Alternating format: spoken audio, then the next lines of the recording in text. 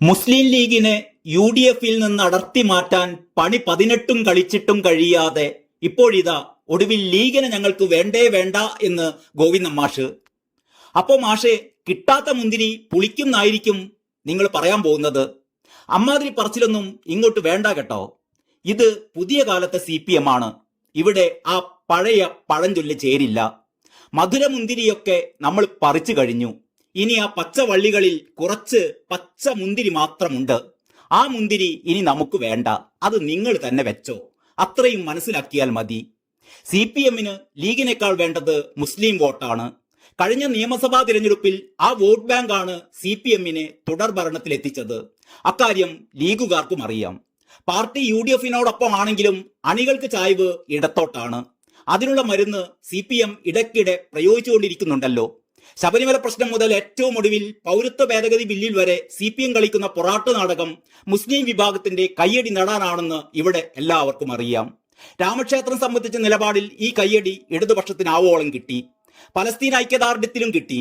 അത് കഴിഞ്ഞാണ് പൗരത്വ ഭേദഗതി നിയമം വന്നത്. കേരളവും പൗരത്വ ഭേദഗതി നിയമവും തമ്മിൽ ഒരു ബന്ധവുമില്ലെന്ന് അത്യാവശ്യം തലക്കുള്ളിൽ വെളിച്ചമുള്ളവർക്കൊക്കെ അറിയാം.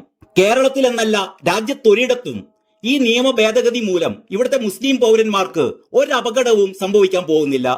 ആരുടെയും പൗരത്വം എടുത്തു കളയാനുള്ളതല്ല ഈ ബിൽ എന്നും നമുക്കറിയാം. ഇതൊക്കെ അറിയാമായിരുന്നിട്ടും എന്തൊക്കെ വിക്രിയകളാണ് CPM കാണിച്ചു കൂട്ടുന്നത്. ഏറ്റവും ഒടുവിലാണ് ഭരണഘടനാ സംരക്ഷണം എന്ന പേരിൽ മുസ്ലിങ്ങൾക്ക് സ്വാധീനമുള്ള ഏരിയകളിൽ മാത്രം പോയി പ്രീണന പ്രസംഗങ്ങൾ നടത്തിയത്. മുസ്ലിം ലീഗിനെ ഇടതുമുന്നണിയിലേക്ക് ക്ഷണിച്ചിട്ടില്ല എന്ന് പറഞ്ഞ CPM സംസ്ഥാന സെക്രട്ടറി ലീഗിന്റെ ആവശ്യം ഇടതുമുന്നണിക്ക് ഇല്ലെന്നാണ് ഇപ്പോൾ വ്യക്തമാക്കിയിരിക്കുന്നത്. ലോക്സഭാ തെരഞ്ഞെടുപ്പ് പ്രചരണത്തിനിടെ മാധ്യമപ്രവർത്തകരുടെ ചോദ്യത്തിന് മറുപടിയായാണ് മുസ്ലിം ലീഗിന്റെ കാര്യത്തിലെ നിലപാട് CPM സംസ്ഥാന സെക്രട്ടറി വ്യക്തമാക്കിയത്. ഇതിനിടെ BJP-യെയും കോൺഗ്രസിനെയും കടന്നാക്രമിച്ചുകൊണ്ട് മുഖ്യമന്ത്രി പിണറായി വിജയന്റെ ലോക്സഭാ തിരഞ്ഞെടുപ്പ് പ്രചാരണ റാലികൾക്ക് തുടക്കമായിട്ടുണ്ട്. അവിടെയും മതം വെച്ച് തന്നെയാണ് കളി. പിന്നെ കുറെ കള്ളപ്രചാരണങ്ങളും. ലോക്സഭാ തെരഞ്ഞെടുപ്പാണെങ്കിലും സംസ്ഥാന സർക്കാരിന്റെ വിധിയെഴുത്ത് കൂടിയാകും നടക്കാൻ പോകുന്നത് എന്ന് നമുക്കൊക്കെ അറിയാം. പക്ഷെ പിണറായി മാത്രം അത് സമ്മതിച്ചു തരില്ല. അത്രക്കുണ്ടല്ലോ ഭരണത്തിന്റെ മേന്മ. കഴിഞ്ഞ മാസം സർക്കാർ ജീവനക്കാരുടെ ശമ്പളവും പെൻഷനും ഒക്കെ വൈകി. അടുത്ത മാസത്തെ സ്ഥിതി ഇനി കണ്ടു തന്നെ അറിയണം. കടമെടുപ്പ് പരിധി കഴിഞ്ഞിട്ടും കൂടുതൽ കടമെടുക്കണമെന്ന ആവശ്യവുമായി കോടതിയിൽ പോയത് നഷ്ടക്കച്ചവടമായി. കേസ് ബാധിച്ച കപിൽ സിബൽ 2.5 കോടിയാണ് ആവശ്യപ്പെട്ടിരിക്കുന്നത്. ഖജനാവാകട്ടെ കാലിയാണ്. തൽക്കാലം 75 ലക്ഷം കൊടുത്ത് ബാക്കി കടം പറഞ്ഞിരിക്കുകയാണ്. കൂടുതൽ കടമെടുക്കാനുള്ള അവകാശത്തിനായി കേരളം സമർപ്പിച്ച ഹർജി സുപ്രീം കോടതി വിധി പറയാനും മാറ്റിവെച്ചിരിക്കുകയാണ്. ഇടക്കാല ആശ്വാസമായി 5000 കോടി രൂപ അനുവദിക്കാമെന്ന് കേന്ദ്രം പറഞ്ഞെങ്കിലും കേരളം അത് അംഗീകരിച്ചില്ല. പട്ടിണിയാണെങ്കിലും അഹങ്കാരത്തിന് ഒരു കുറവുമില്ല. കുടിക്കാൻ കഞ്ഞിയാണെങ്കിലും കൂട്ടാൻ കോഴിയാണ് എന്ന് പണ്ടാര പറഞ്ഞ പോലെയാണ് നമ്മുടെ ഈ സഖാക്കളുടെ അവസ്ഥ.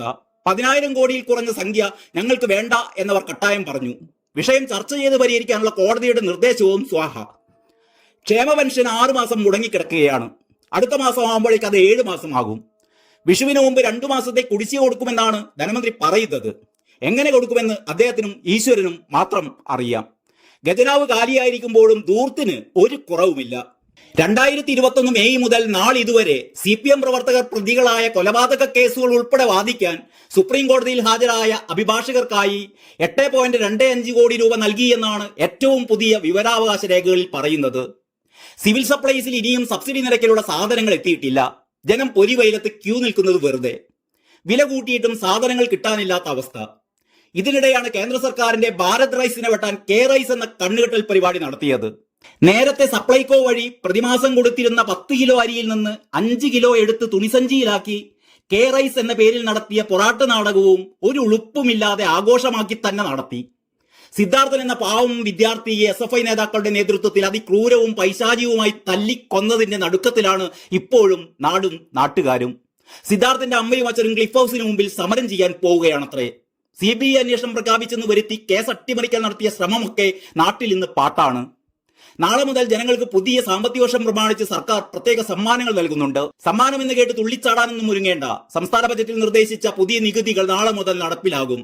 കോടതി കേസുകൾക്കും ഭൂമി ക്രയവിക്രയങ്ങൾക്കുമൊക്കെ ചെലവ് കൂടും.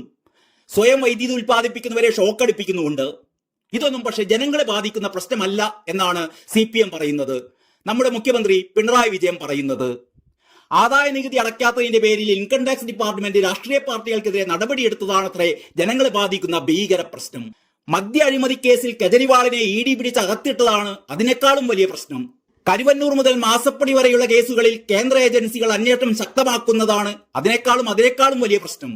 പിന്നെ ഗാസയിൽ ഇസ്രായേൽ വെടിനിർത്താത്തത്, പൗരത്വ ഭേദഗതി നിയമം അനുസരിച്ച് പാകിസ്ഥാനിൽ നിന്നും ബംഗ്ലാദേശിൽ നിന്നും അഫ്ഗാനിസ്ഥാനിൽ നിന്നുമൊക്കെ അവിടുത്തെ മതപീഡനം സഹിക്കാതെ ജീവനും കയ്യിൽ പിടിച്ച് അഭയം തേടിയെത്തിയ അശരണരായ ഹിന്ദുക്കൾക്കും ക്രിസ്ത്യാനികൾക്കുമൊക്കെ പൗരത്വം നൽകുന്നത് അതിനേക്കാൾ വലിയ പ്രശ്നം. സുപ്രീം കോടതി നിർദ്ദേശപ്രകാരം രാമക്ഷേത്രം നിർമ്മിച്ചത് ഒരിക്കലും ഓർക്കാൻ പറ്റാത്ത പ്രശ്നം. ഇതൊക്കെയാണ് ജനങ്ങളെ ബാധിക്കുന്ന വൻ പ്രശ്നങ്ങൾ അത്രേ. പിന്നെ മറ്റൊന്നു കൂടിയുണ്ട്, അത് മരപ്പട്ടിയുടെ മൂത്രമാണ്. അതിനെതിരെ നമുക്ക് ഡൽഹിയിലേക്ക് ഒരു മാർച്ചും അവിടെ ഒരു സമരവും നടത്തണം. ഏതായാലും അതിന് ഇലക്ഷൻ കഴിയട്ടെ. അതുവരെ മൂത്രത്തിന്റെ ഗന്ധം ശ്വസിച്ച് നമുക്ക് അർമാദിക്കാം, ആഹ്ലാദിക്കാം, ഉല്ലസിക്കാം. അപ്പോൾ പറഞ്ഞ പോലെ മുസ്ലിം ലീഗിനെ ഞങ്ങൾക്ക് വേണ്ട, മനസ്സിലായല്ലോ? അപ്പോൾ എല്ലാവർക്കും നല്ല ലാൽ സലാം, പിന്നെ അസ്സലാം അലൈക്കും.